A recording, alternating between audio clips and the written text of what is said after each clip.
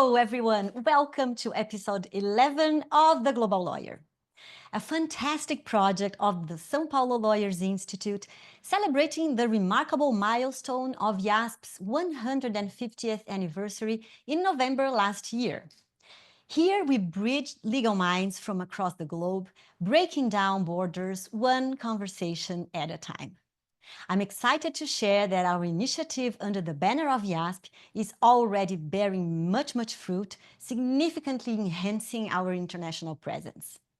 We are seeing growing interest from legal scholars and practitioners around the world, from the USA, the UK, and beyond. And today, I have the great pleasure of welcoming a truly special guest, whom I affectionately call my sis from another miss, and whose professional journey truly embodies the essence of global law. Maria Inês Sampaio de Castro. Inês is a Brazilian attorney, legal translator and interpreter with extensive experience in contract and corporate law, both under Brazilian and American legislation. Her path has taken her from the bustling corporate law scene in São Paulo, all the way to Miami, back to São Paulo, and back again to Miami. And her expertise goes beyond traditional legal practice, as she is also a renowned legal translator and interpreter, a lecturer in comparative law, well-versed in both common law and civil law systems. Her ability to navigate seamlessly between these two systems and cultures, combined with her outstanding legal education, a law degree from the prestigious University of São Paulo Law School, and an LL.M from Berkeley, University of California, makes her a truly unique professional. Not to mention her literary erudition. She's fantastic. So throughout her career, she has followed an inspiring path. From the early challenges of practicing at large law firms in Brazil, focused on mergers and acquisitions, to a significant move to multicultural Miami in 2004, where she discovered her passion for the intersection of law and language, immersing herself in the study of comparative law and legal translation. So, as you can see, whether you may be involved in cross-border deals or just curious about how law and language intersect, or even maybe if you are navigating your own career changes, her story is packed with valuable takeaways. So, Inês, my dear, welcome. I'm so glad that you are here. I believe we're going to have an enriching conversation because you are truly a global lawyer. Thank you so much for having me. It's amazing, your initiative. I'm really happy to be part of it. I don't know if I can fill in these huge shoes that you described, but let's do this. Of course. And let's start with looking back when you first decided to study law. That's a good place to start. Tell us what inspired you to choose this path in the first place. What were your dreams and your ambitions at that time? And what advice would you give today to the recently graduated Inês or to any young lawyer just starting out? Okay, so first of all, I come from a family without lawyers, judges, anything. So it was kind of an exclusion, a choice by exclusion, because I wasn't very good in doing some math and things like that. I didn't want to go into biology as well, because I don't like a lot of blood and things like that. And law, it's almost a cliche, because I've seen a movie and it was a trial. I don't know if it was 12 Angry Men or To Kill a Mockingbird. I can't remember which one, but I was really impressed with the trial scenario and the role of the judge especially. And then I decided to pursue a legal career. As a judge, when I entered law school, I wanted to become a judge and a criminal judge. Oh, I didn't know that. Yeah, I had this thing of that's how I'll be able to do justice and really be useful to society and being partial and things like that. But then it's funny, there's a funny story. The very first year of law school, there was this criminal case in São Paulo going on. I don't recall exactly what was going on. And I think the judge either got killed or he got some threats and things like that. So I decided that maybe not a criminal judge, maybe just a regular judge. But then all my friends started working at law firms, and I decided that I wanted to have that experience too. At first, I joined a small law firm. It was only 3 lawyers, myself, and the secretary. And it was the first time ever that they had an intern there. So I learned a lot with them. They learned a lot with me because I had to organize all the lawsuits and all the, start doing those daily updates of the cases and everything. After that, after almost a year with them, I moved to Machado Meyer, one of the major law firms in São Paulo. And I stayed there for 5 years. But then I think it's a different, well, it's part of the question. So after Machado Meyer, I went to Matos Filho. And then from Matos Filho, I moved to Miami the first time. So going back to what piece of advice I would give to my younger self or to young lawyers or young law students, I would say, first of all, be curious. Legal career has a lot of opportunities. Sometimes we tend to go with the flow and think that, oh, you have to work with M&A, you have to work with corporate. And we tend to overlook some areas that are really interesting. So be curious, try to work in as many areas as you can, and always be humble. Humble in the sense that we tend to be very cocky, like we know it all. I'm in my first year of law school, I know everything. We don't.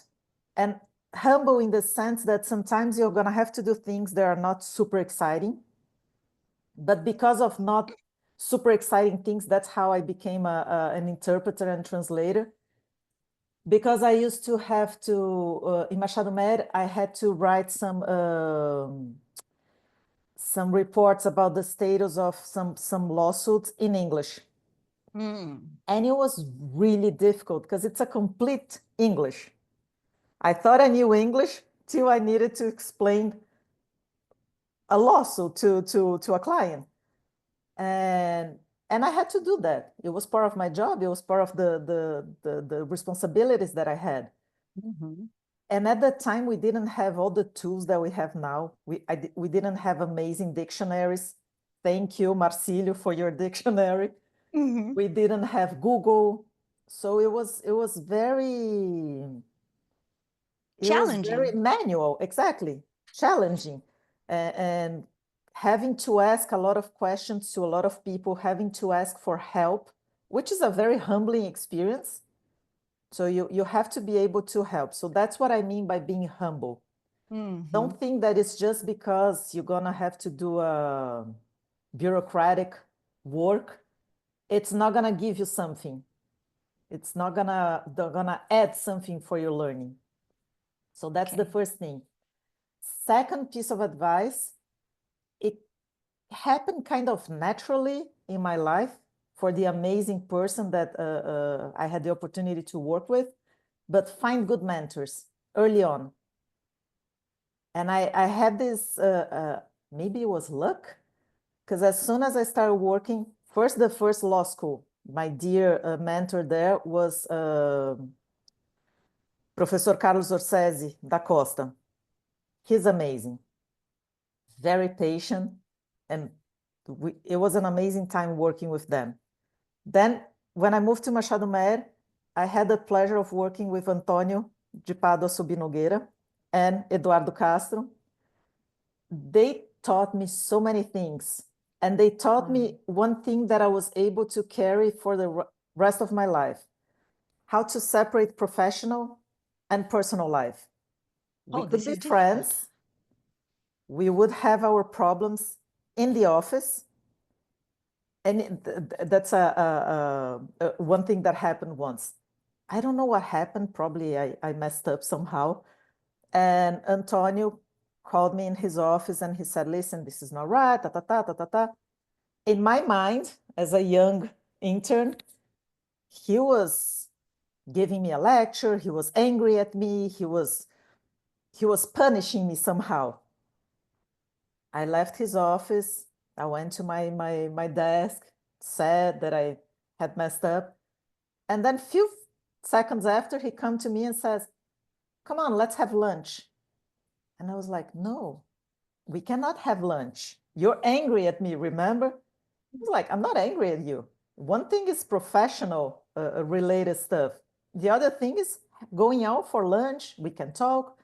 So he was so good in separating these two areas. And Yeah, he not taught me a everyone lot. is capable of doing that. It's very hard. It's It's hard to very find. hard. Wow. So, Oh, and Law and there's one mentor, one else that I have to mention in Machado Mery, which is Dr. Domingos Refinetti. ah, That guy is brilliant. He's amazing. He's just brilliant. And I still talk to them, not as often as I should, but I still talk to them. And when I moved to Matos Filho, Dr. Otávio Veiga Filho, he was amazing, and he was there till the day I left to move to Miami the first time. So I oh, think nice. these are the main two things that helped me a lot. And it was something natural, but looking back, if I didn't have good mentors and if I didn't have this mentality of continuous learning, and whatever you do is an opportunity to learn and be curious, I don't think I would have gotten so far. Did I answer all the questions? Yes, of course, sure. And that's truly inspiring. It's remarkable how your initial dreams and motivations, they have not only shaped your journey, but they continue to guide your impact on the legal profession. And your advice, it's a powerful reminder for young lawyers that passion and purpose, they can be combined. They can be the best compasses, no matter where their careers may lead. So thank you for sharing that perspective. It's fascinating. It's fascinating how the foundation that you built from the very beginning. So let's move to Miami. Your first move to Miami in 2004. It marked a turning point in your career, right? Introducing you to comparative law. Okay, and legal translation, you already worked with a bit with legal translation, but not that, I would say, intensely. So what drew you to this intersection of law and language? And how has your multilingual and multicultural experience or an expertise enriched your practice? So the first move to Miami, my husband was actually the one transferred to Miami. At that time, I was a young attorney, so we decided to, maybe pause my career a little bit and invest in his career. And at first, we were supposed to stay in Miami for a year or 2 years. So I decided that I was gonna take some time off. I had been dealing with some health issues, totally related to stress. And then we came here and I'm like, okay, first year I'm gonna take care of myself. I used to go to the gym every day. And at the gym, I used to take spinning classes with a bunch of lawyers. And then I was like, they're nice. Maybe I could work with them. And we would always talk about law. I was a lawyer too. And I would always ask, how is the law firm? What do you guys do? So I remember there was one lawyer who used to work with aviation. There was this girl, she was a paralegal in the M&A group. So they were very diverse and it was very nice to talk to them and have spinning with them. when the provisory thing in Miami became more definitive, I decided to ask them and said, listen, can I work with you guys? Because I'm not sure if I want to, at that time, I wasn't sure if I wanted to go to law school again and study 3 more years. I wouldn't be able to use credits from the Brazilian law school. So I'd have to go to law school again. I'll have to start all over. And I wasn't sure if I really wanted, because I didn't know if we're going to stay in Miami for that long. So then I said, you know what, let me see if I do the other way around. So I asked these lawyers to give me, some work, an opportunity at the law firm. And then they said, the guy who worked with FAA, he said, well, I don't have, it's very specific and I don't need someone in my team, but maybe you should talk to the new LATAM team who just joined the firm. I know they might need some help. So I reached out to the head of the new LATAM M&A group, super nice, Francisco, he's amazing. And he said, yeah, sure, but I'm not going to be able to pay you because I cannot justify you as a. I'm like, don't worry, you don't pay. My payment will be learning. And I was there for a year. It was amazing because I did everything. I participated in meetings. I drafted some Fantastic. contracts and I met my best friend from Miami at that opportunity. It was the best school. And then about the language barriers and the intersection between law and language, I noticed that sometimes I would try to talk to them with my civil law mentality, and they wouldn't understand me. And I was like, but why so difficult? And then by doing the work I was doing, by going to meetings and analyzing contracts and everything, I realized that the law systems are different, yes, but there needs to be a common communication between, because by the end of the day, it is the same thing, statutes, precedents, so they need to communicate more clearly. And then the cherry on the top of all was that eventually there was a case that needed some translations. They didn't have budget for the translations. So they looked at me and said, okay, you do this, you translate these documents. And it was from Spanish into English at that time.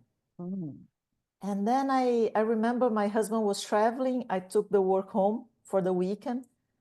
And I spent the whole weekend translating all those documents. And I fell in love with translation, with legal translation, because that was exactly how you could make the systems communicate.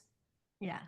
Because sometimes you don't have something in civil law, but you have in common law. So you have to be able to explain that thing in another language or in another system. So that's how, and this was back in 2006, 2007. So one day I woke up and I decided, okay, now I'm a legal translator. I told all my friends, I started saying, yeah, I do legal translations, I do legal translations.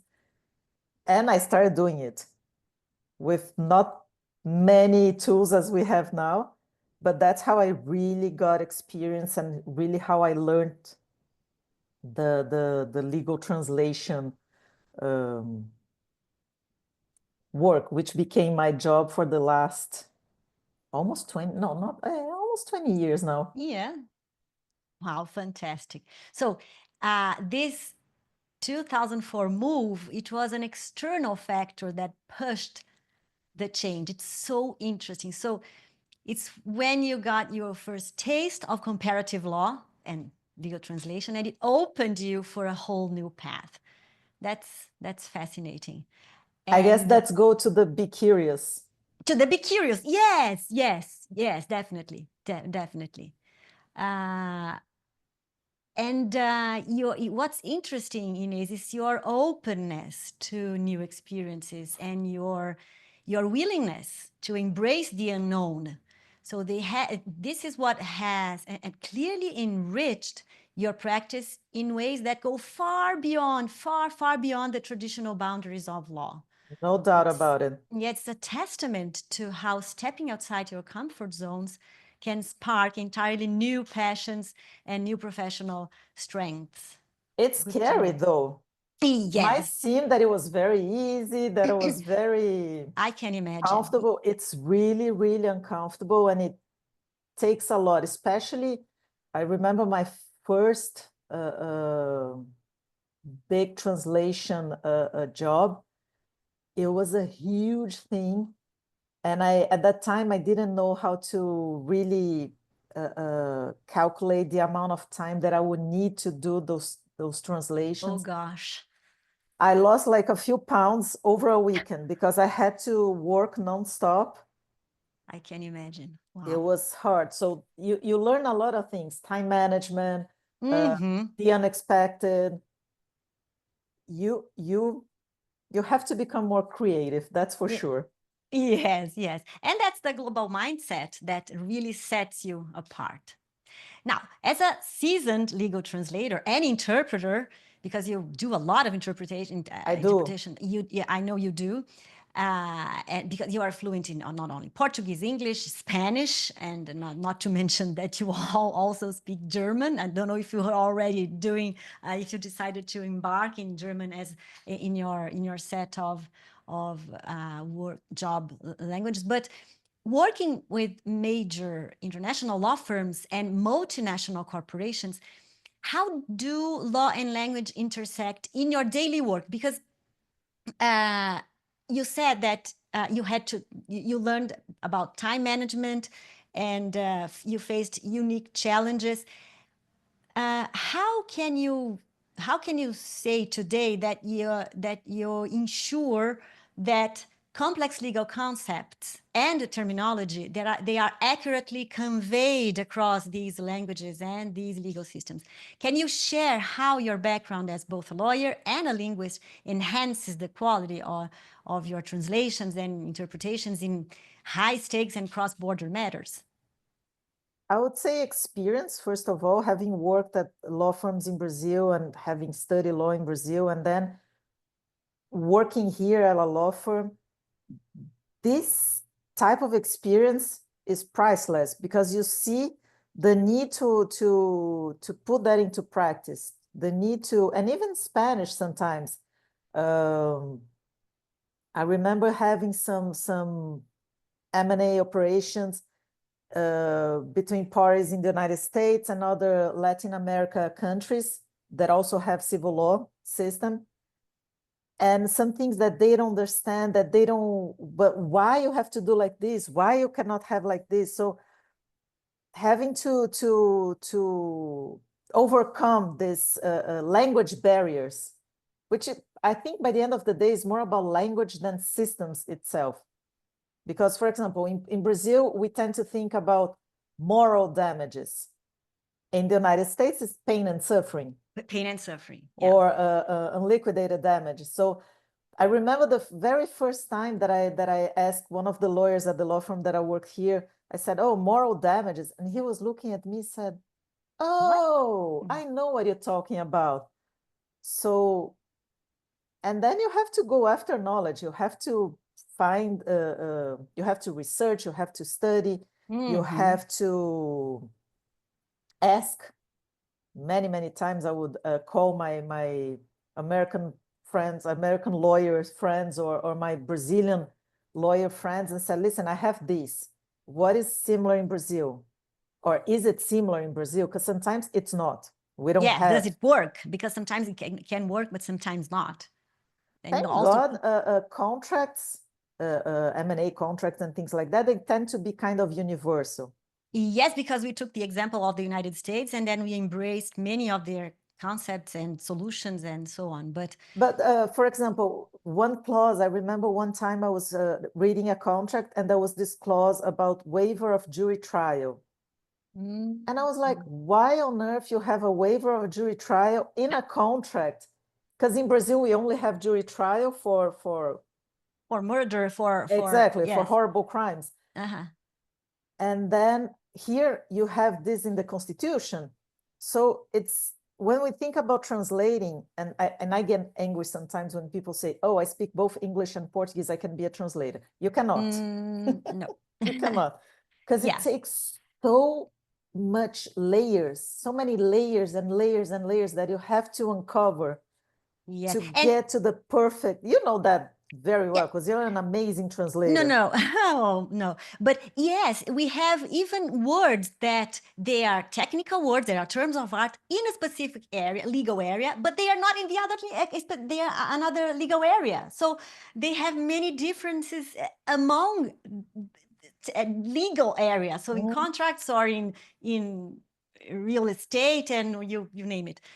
It's so interesting. I would say that it's a constant balancing act where linguistic precision meets legal accuracy. You have to find this. Yeah, you have to juggle all the time, Yes, like yes.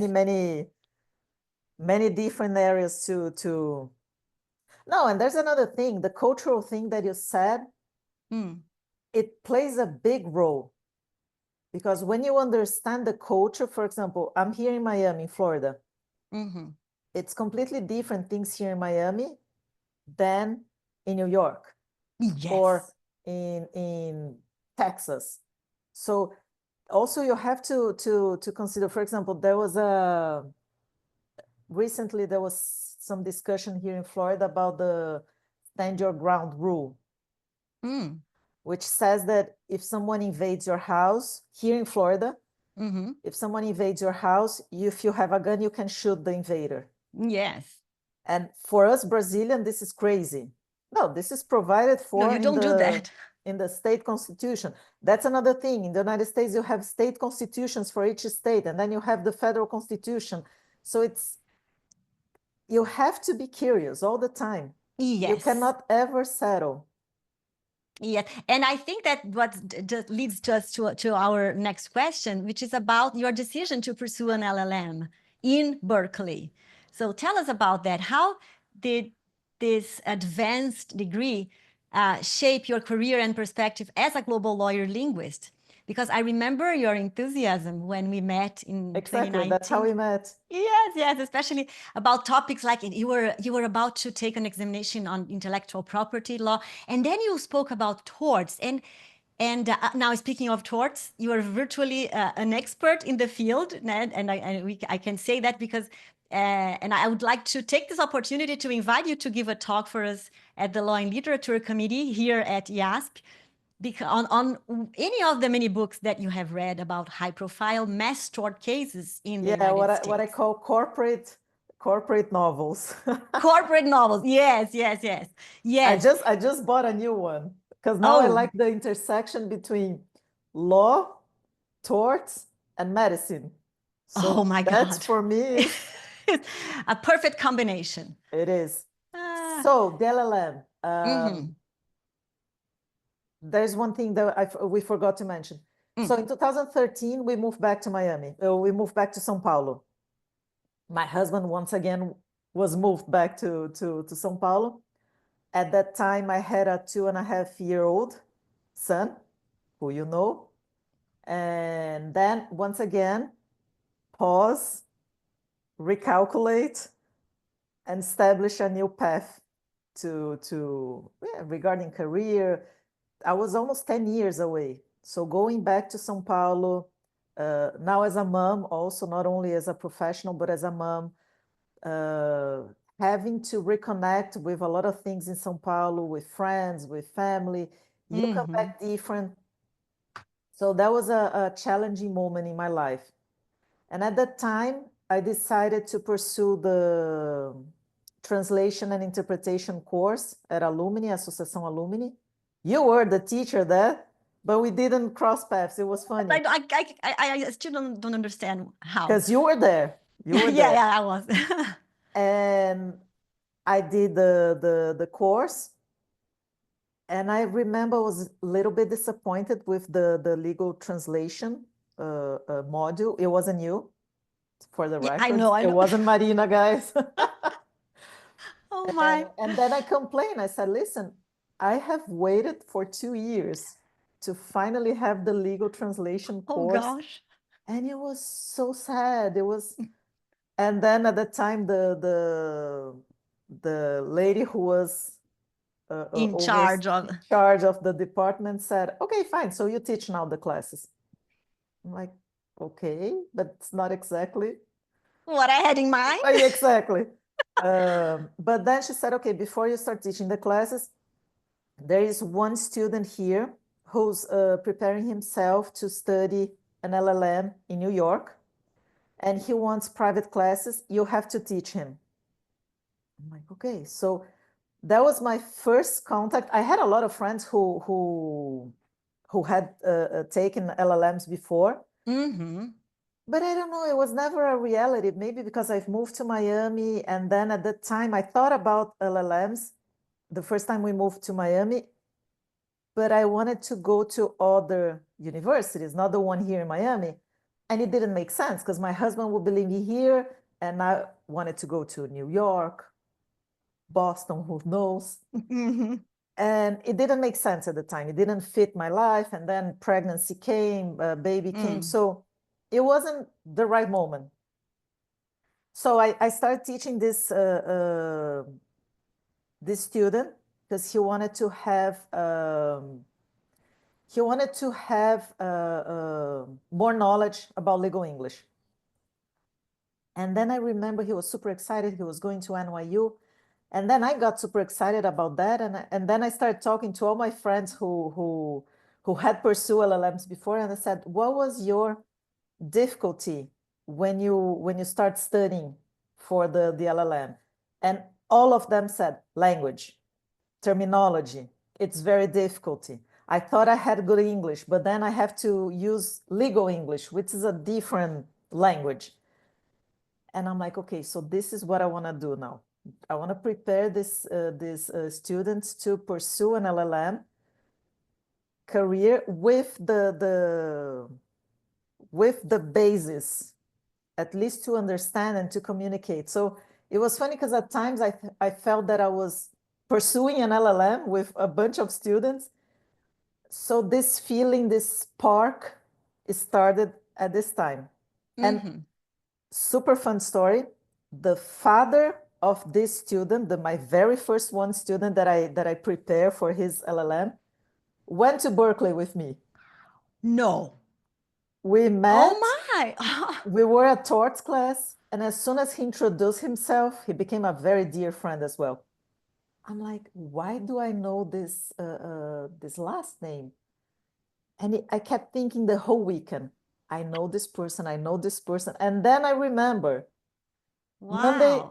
I got to university and I said, Sergio Marçal, that's his name. He was an amazing partner at Pinheiro Neto, and he just left Pinheiro Neto to start his own To firm start his own firm. with his I family. know him. It's How I can't believe it's it. him, the Oh wife, my gosh. the daughter, and the son. And it was him. I'm like, I can't believe I gave Wow. classes to you. So the world is so small. Yes, yes. So How interesting. So it's amazing. so then I kept with this. I continued teaching legal translation classes and legal terminology in English at Alumni for many years. Then they used to have those LLM fairs with what's the name of that? It's a cooperation between the American consulate with I can't remember. They have this thing that They brought together all the universities that offer exactly. They do programs this. for foreigners, for foreign lawyers.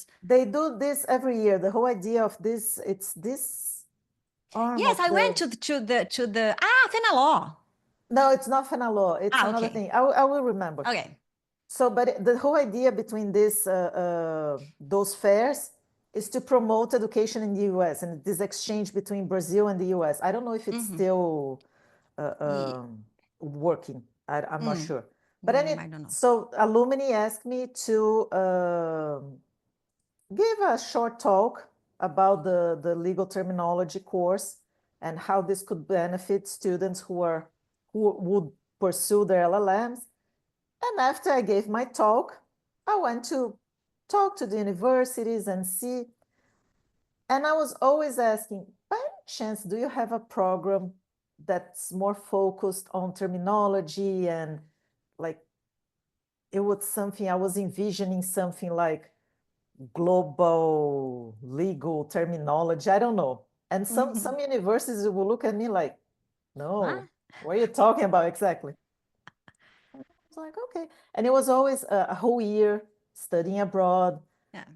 And I'm like, yeah, that's not very feasible. So as I'm on my way to leave the fair, I passed through UC Berkeley, and the representative is telling about this hybrid program that you do part online and part In person. in person there. And this was 2018. So we didn't have online classes as strong as we have right now. And then I went back and I said, tell me more about this program.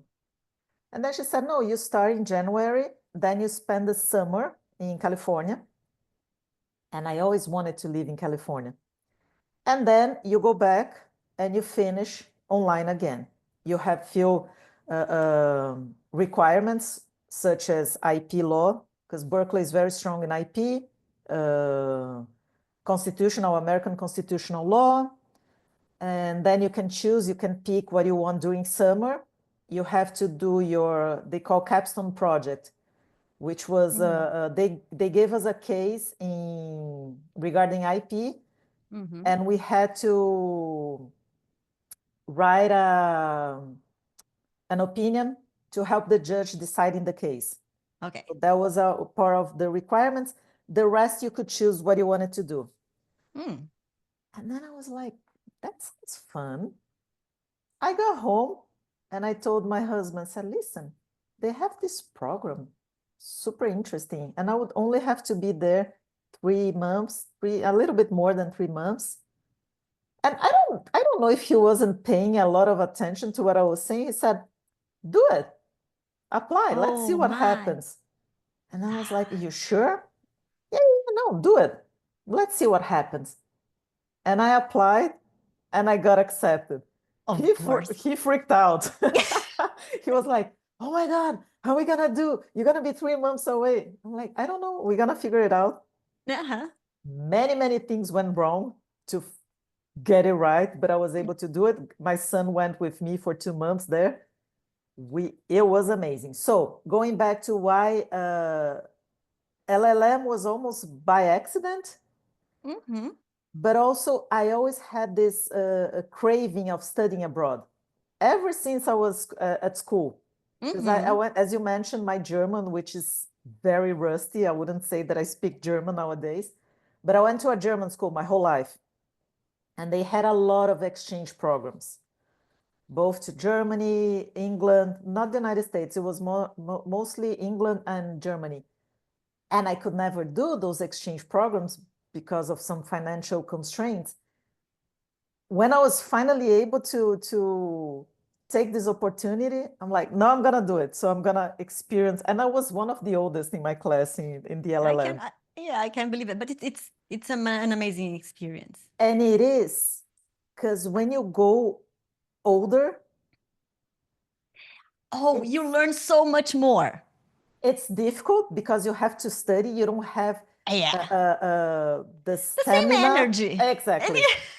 But the way you learn, the way you analyze the you things. connect things. Oh, it's fantastic. It's amazing. So it's mind-blowing. I think the LLM, my translations after the LLM for sure were another quality. They really went to the next level. And just the whole experience, I consider when I went back to Brazil, I consider going back into law and becoming a lawyer again. It was the heat of the moment. But then I said, no, that's what I like to do. I still like to use all this knowledge to bridge to this gap between legal English, American legal English, and Brazilian legal English, let's put it like this, because sometimes you Yeah. have to.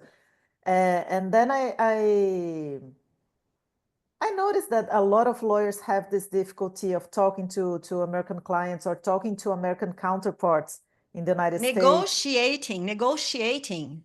Standing your Exactly. ground, literally, yeah, standing your Exactly. ground. Exactly. Right?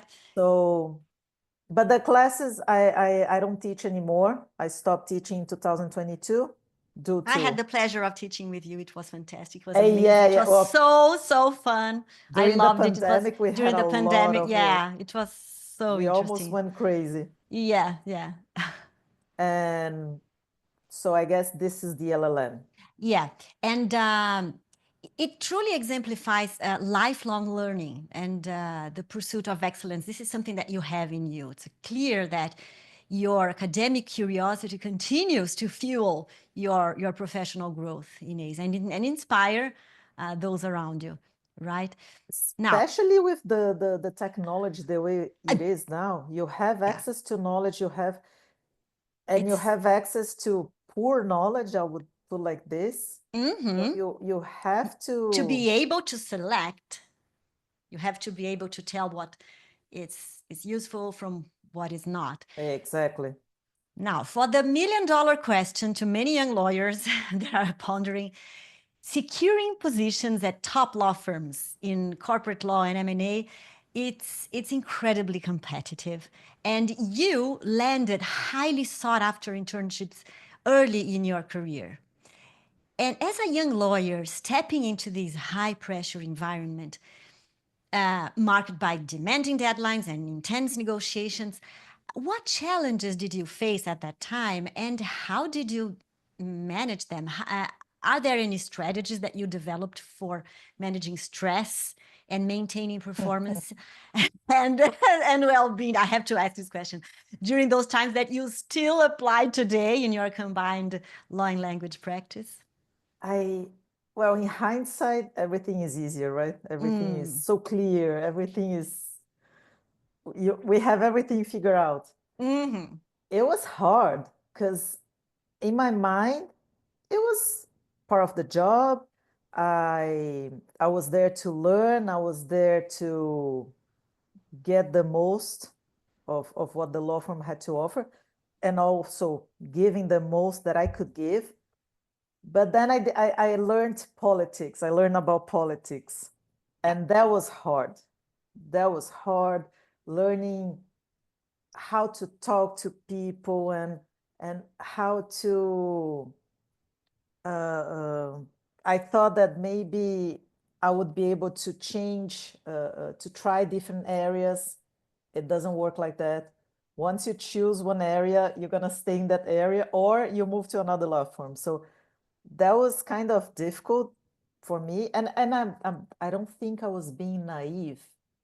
I think that should be the reality. If you're an intern, you go to different areas, you try a little bit. And I understand also from the point of view of the law firms that you want someone who really specializes in one area.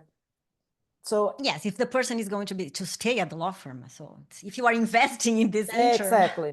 So I understand both sides, but that was really something that I found out, and I was like, whoa, I had no idea about that. Also, I would say, and I'm still not very good at this, setting some boundaries and not letting people cross these boundaries. Oh, but this is so difficult. This is a huge thing. It is. I would say for most of us. And it's your Few people personal know how to do boundaries. it. I'm sorry, say it again. No, I think you have to set personal boundaries, moral boundaries, professional boundaries. Yeah. And I think this is the hardest thing to do. And this is something that you have to evolve throughout your whole life in a relationship, in a professional relationship with your kids. And Yes, because sometimes you can't, how could I say that? It's not that you can't be yourself, but you can't truly say what you're, you can't have this, candid reaction sometimes. It's difficult. By the end of the day, I would say work. Sometimes people say, oh, we are like family. It's not. Work is work. You have to have a professional attitude. You have to know, but once you leave work, work is that. That's something that Antonio taught me many, many years ago, but it took me a long time to realize that, oh, so those were boundaries. He was telling me, we have boundaries here. What is professional stays at the office, and then we go off and have lunch and, I have lunch. laugh. So Yes. now Yes, but for a looking, young lawyer, this is difficult because it's a new way of living, a new way of having a relationship with people. It's not something that you already know, that it's new. it is. And you think, oh, if I'm doing my job well, if I'm delivering what I'm supposed to deliver, that's enough. It is, and it's not. So I think I think legal world is a very complicated word, because by the end Yeah. of the day, it became kind of corporate word. 'Cause Yes, depending on the size all of the, firms- yes, in big law, no doubt. So Yeah. I don't know. And about the internships, it was always some referral. So the first law firm, my brother-in-law, one of the three lawyers from the very first law firm, was friends with my brother-in-law. And then my brother-in-law mentioned that I was studying law, that I wanted to start working, if I could intern there. Uh-huh. Machado Mer, a friend, gave my resume inside the law firm. They were looking at the time for interns in litigation, in civil litigation. And then Matos Filho, also someone sent my CV there, and they called me to do those rounds of interviews. That you start with a group, and then Oh my God, this is this see, is no one terrible. prepares you for that. Yeah, no one prepares. Yes. And it's horrible because it's that competition. Everyone is there and they want the same thing. Yes. And So you it's are almost like all is fair in love and war. These are those group dynamics. They are brutal. Oh my God, they are Yes. horrible. And yes, I would say that. So what you are telling is that there is a mix between networking. Well, good grades also play a part on that, and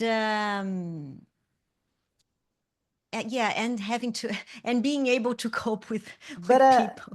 But I think there's another thing that we have to take into consideration. What is required right now from young law students? It's completely different from what was required from my time. So Yes. remember, we're talking more than 20 years ago. At that time, it was really important, your high school grades. English wasn't A must. a deal breaker. Yeah. It was good if you had English. But it was not a must. Now, if you go to a law firm for an interview and you say that you don't speak English, oh, that's you a no-no. can be an amazing legal student, but you might be any areas, because back then in 2 decades ago, it was for the corporate area and contracts, but today mostly all the areas, in all of them you should be able to communicate in English because of the implications of the global. No, law became like a little bit like medicine. So you have all those names of generic drugs and diseases that if you say in whatever language, it will be the same name. It's like law nowadays. A lot of things now are in English. You don't work with imobiliário anymore. You work with real estate. Real estate. So everything is in That's for English sure. nowadays. So, Yes. and I tell my son is 14 right now. His generation is a generation that cannot have the I don't know, privilege of not knowing at least 2 languages. They Oh, have to be yes. fluent. They have to be fluent in at least 2 languages. Yes, that's for sure. Our generation was okay. We didn't have this, and not to mention, I didn't have to be technological fluent at that time. Yes, we were not, yes. Now, Now technology, poof, so the it's set another of another skills, process of, it's another, yes. and I don't know, you tell me, because you're pursuing your master's at Innsbruck, but Yeah, that's fantastic. I I'm went to loving law it. school taking notes. Now Yes, you yes. go to But law today, school with a notebook. yes, of course. I go with my notebook and then I take notes. Sometimes I take notes with my. But it's amazing how the educational system has evolved and how everything is different. I am fascinated. I am loving it, and I don't know. It's a whole new experience, really enriching, and not to mention the people and the teachers. They are amazing, and the colleagues, they are younger, so much younger, and so it's everything combined. It's amazing. I'm loving it. No, and I don't know how law schools in Brazil are dealing with this whole new era. Mhm. But imagine, in my time, I had to have the maturity of showing up to work, doing a good job, and that was it. And going to law school and take good grades and everything. Otherwise, by the end of the 5th year, you wouldn't become a full-time attorney at the law firm. Mm-hmm. But now these kids, they need so much more. They need digital Competition, fluency. yes. And I think it's hard. Sometimes we hear, oh, this younger generation, they don't want anything. They think they know it all. But we have to remember that they are facing a reality that we didn't. We didn't. We didn't. It's overwhelming, I would say. And it's gonna take a while for them to have the right tools to deal with everything. Mm-hmm. Maybe the next generation, maybe my son's generation, Maybe. will And navigate better this. yes, and I was, even the other day I was at the here at IASP. We were talking about AI, and I don't know if you know Renato Opis Bloom. He's also a teacher, and he was telling the way how he teaches his students how to prepare for how to what's their stance in face of a new lawsuit. So considering AI, so you ask for the help of AI's help to prepare the lawsuit, the complaint, né, petição inicial. Then you read it and then okay, I'm ready to present it to my teacher. No, you're not ready to read. It's not ready yet, because you have to improve it. You have to read it. You have to improve the language, and you have to ask the intelligence to prepare the answer, and then you have to read the answer so that you can improve even more your complaint, and then and until you get the appeal level. So it's a matter of teaching how to learn now, what we have. It's amazing for teachers. I think it's a bit of a challenge, even the assessment, the exams. They have to structure them in a whole new. You have to. I think the analytical aspects of the content of the subject that you are teaching, they get into this process as well. But it was amazing. So he was telling about how teachers have to to adapt their tools to But really remember, teach. technology, AI, is only as good as the data that is provided for the Yes, artificial intelligence. So if you don't know, it's when you use ChatGPT, for example, if you don't know exactly how to ask the questions, yeah, you have to be if good at you asking. don't feed the AI with the right things to get an answer, It will not give you what you want, what you and need. then I feel bad for all the students because they are young. You can have a lot of knowledge, but at a younger age, it's not a Yes, lot of knowledge. But so you're young, you have to deal with new tools that are extremely complex, and you don't yes, have all the right inputs to feed that tool. So it's very difficult. I yes, feel for this new generation because yeah. And our maybe our legal start was difficult for many reasons, but they have to deal with so many things. They have to navigate so rough seas. rough seas, yes. And even because even the teachers, even those who are teaching, are everything that it's new for everyone. Now, what's some things are new for everyone. So, and being young and having to make all the decisions, and it's tough. But That's just it. going back to your question about how I got those positions. I know nowadays, for example, they have the job fairs. Ah, yes. The law firms They go do. there.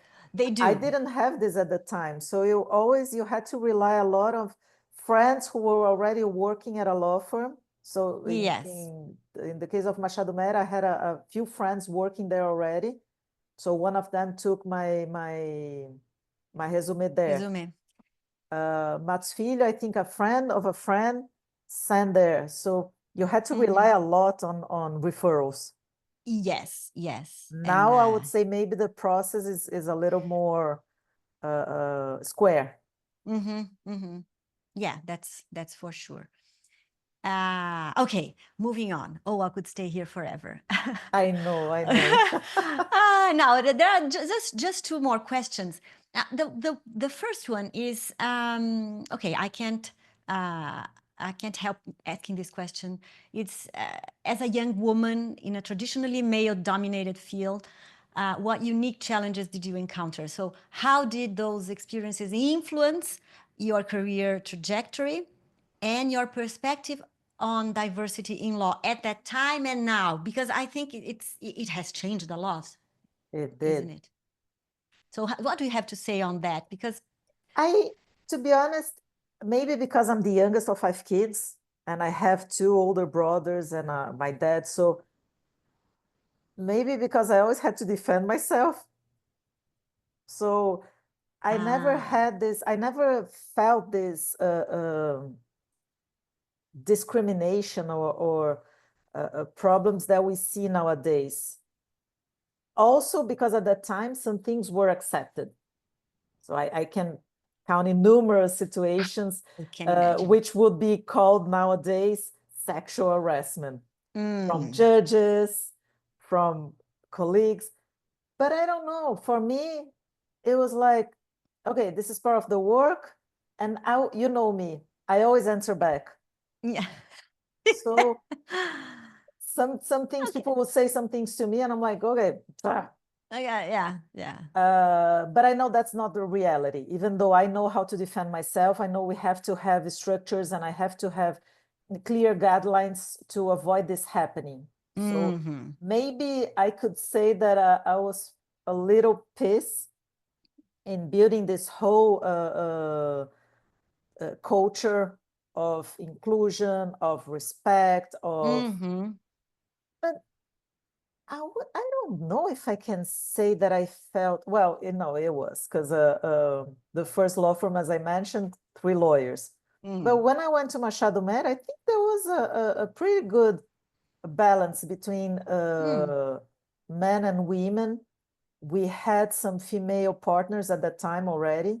Mm. So I never felt it was a super machista environment. There were Okay. some jokes, there were some comments, but I don't Yeah. know, it never really got to me Got to me. to Got the to you. point that Sorry. I don't want to go back to work. Other things got to me. What really got to me was when my work was put into doubt, when the quality of my work was discussed. And that goes Yes. back to a little bit of politics sometimes. I wasn't very good in Mm. politics because I would say, what Mhm. comes to mind. And so I think nowadays people are more conscious about this, and people are new law students, this younger generation is heading to law firms with more structures and more guidelines. Mhm. But I know a lot of stories and a lot of people who suffer with this. I wouldn't say only male dominated, but power dominated. Yes. So Sometimes whoever gets power. there first doesn't want to bring you up with them. They want to stay Yes. there, and I And don't want you. I don't want you to yeah, to So be for a me, to the whole thing is I always respected people, and you can be the president, the CEO of a multinational corporation. If you are not interesting, if you are not an intelligent person, if you're not a fair person, I'm not gonna respect you. Mhm. No And matter your job position, so your you have to be there because you're good. And I was Mhm. lucky enough to have a lot of these good people in my career path, guiding me and extending their hands to me. But then you also get the other. So I Yeah. wouldn't say that the machismo was the problem. I Mm. think it was a No. broader problem. Okay. Okay. Yeah, Did and I there are answer your problems. question? Yes, yes, you did. You did, you did.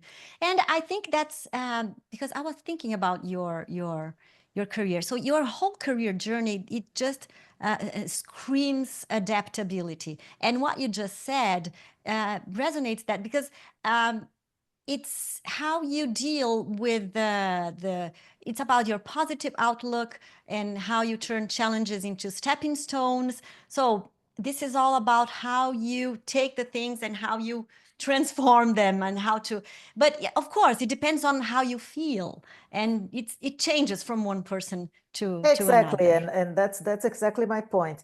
I think my family played a big role because my dad, ever since we were little, he would tell you, "Oh, it's not hurting that much. Stop crying," which is bad now. There are a lot of studies saying Yes, that but kids who were disregarded like this grow yeah, up but with some issues. But yeah. I think that what teaches you is that okay if it hurts, but you can deal with the pain. And Mm. mind you, I'm not disregarding anyone who suffered harassment and all No, the I things we read about it. Now there's this lady, I think she worked for Goldman Sachs, mm, that she's being all over LinkedIn and telling her experience when she went back from maternity leave, that she not was belittled and they were always joking about her and they made fun of her. This shouldn't happen this shouldn't anymore. happen. No, never, never.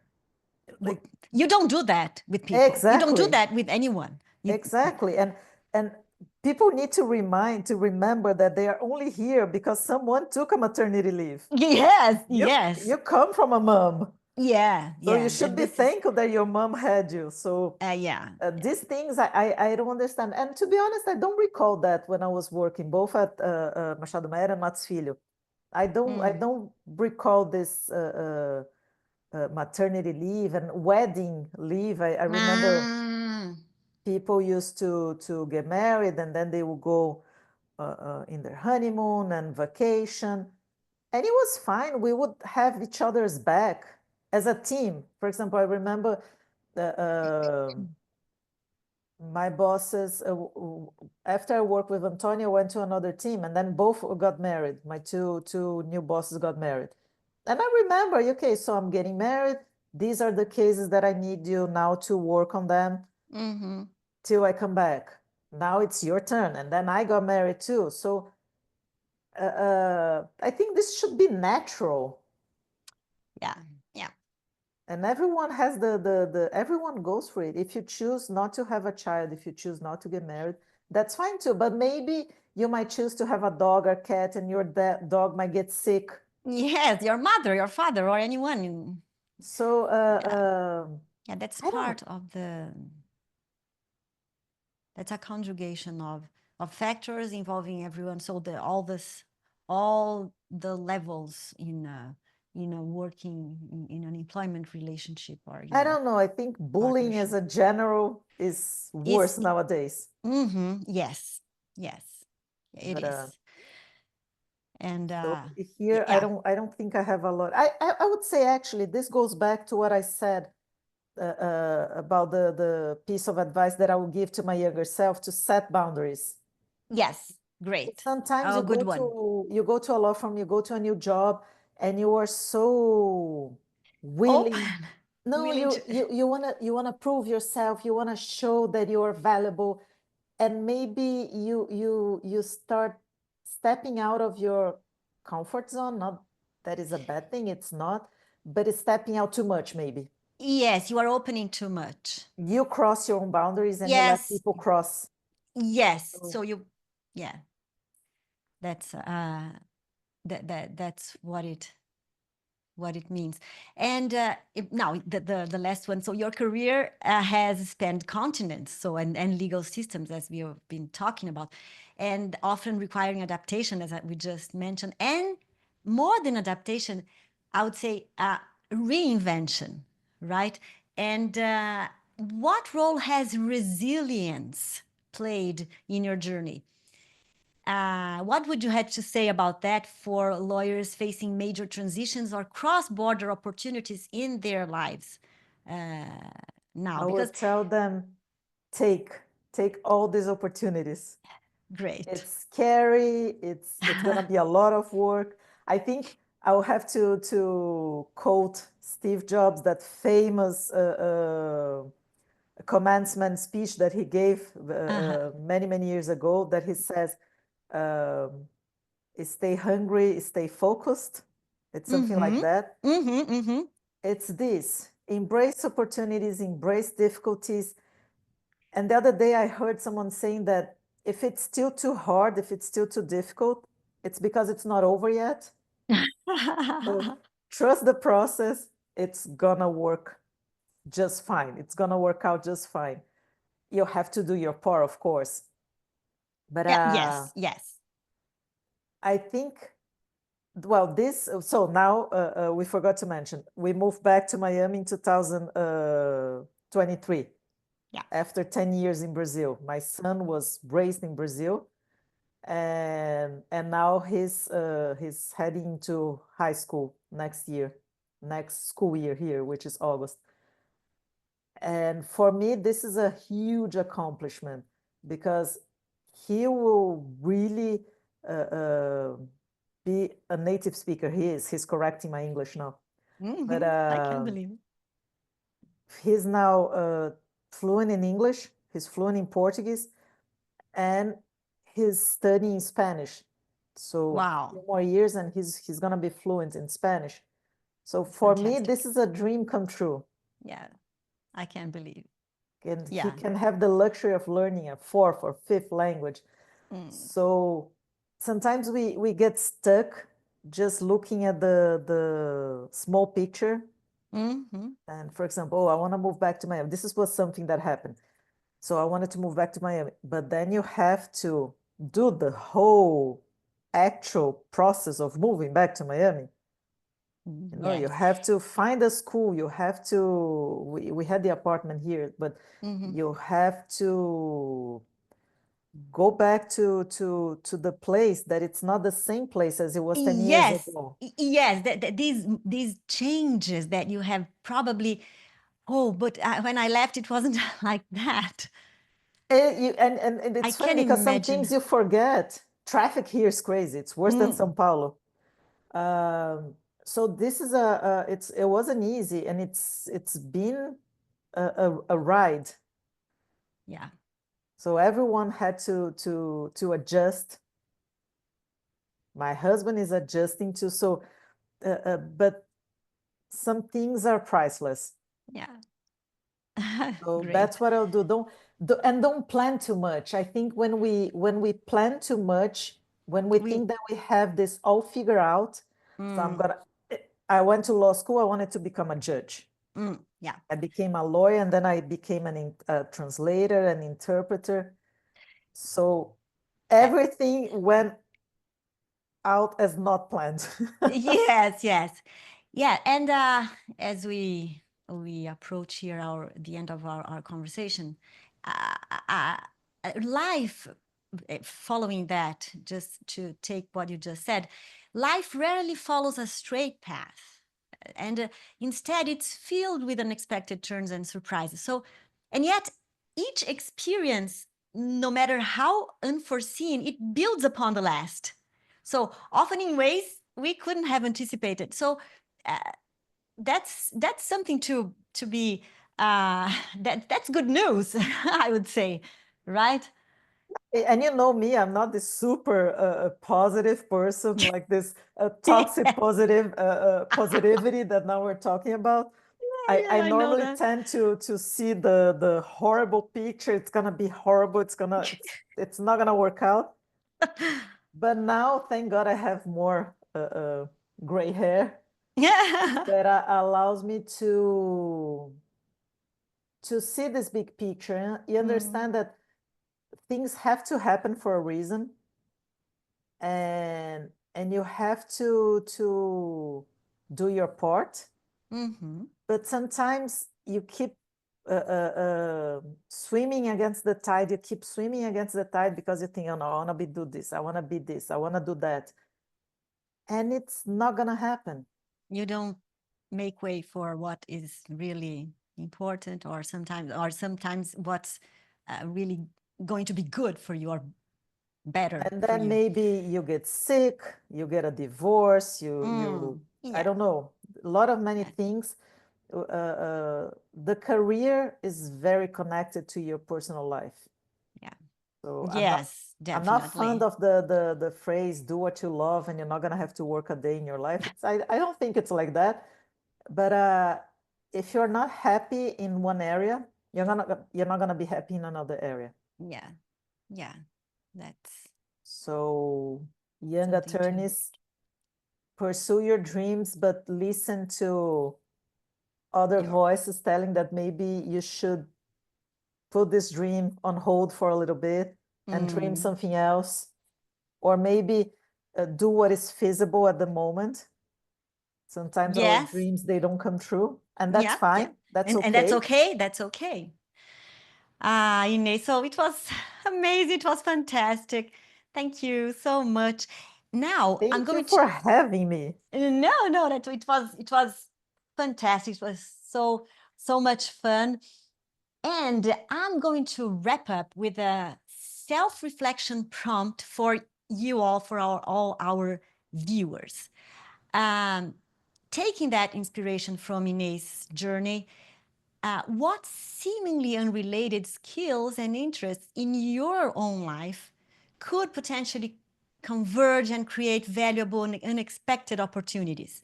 Think about that. What unconventional path might open up if you explore the intersections of your own diverse areas of expertise? I think definitely something to think about. So for you Wow, all, that's very, very deep. yeah. And I would like to thank you again, Inês. I love you so much. You are part of my life, and I'm so happy. And thank you for being here and supporting me. And And I second you on the sis from another miss. oh, thank You you. are. I'm always looking forward when I go to Brazil. to Yes. meet. Sometimes Yes. you're like almost dying because we don't stop talking, but it's Yes, 1 it's so, a.m., so 2 good. a.m. Yeah. And I'm looking forward for our next meeting. And good luck with the podcast. It's an amazing Thank idea. It's an you. amazing. Thank you so You much. bring so much value to the area. You are a truly example of this intersection of so many skills and so many things. And imagine Marina from many years ago would consider a podcast. No, never. See? Not Who at am I all. talking about adaptability here? You're Thank you so so nice, so much for sweet. having me. Thank you. Thank you, everyone, for joining us for this inspiring episode. See you in the next one. Thank you. Bye-bye. Bye-bye.